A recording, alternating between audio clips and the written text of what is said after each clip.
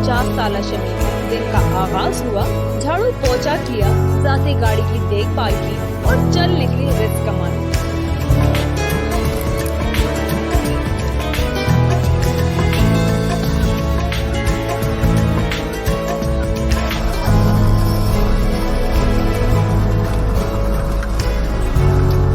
मुश्किल काम, मामूली आमदन, खर्चे हैं कि हर तरफ मुंह खोले खड़े।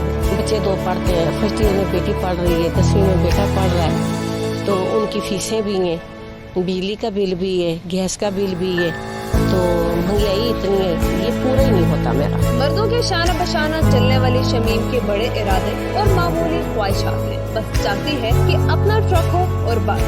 अज़्म व हिम्मत की मिसाल शमीम कहती है कि हुकूमत टैक्स लगाए मगर गरीबों का भी ख्याल रखे। शमीम की कहानी एक मिसाल है।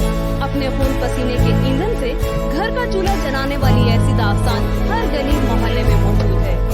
बजट की गोरिक दंदम में उलझे हुक्मरानों को इस तरफ नजर रखना होगी। कैमरामैन इमरान चौधरी के साथ मरियम मलिक,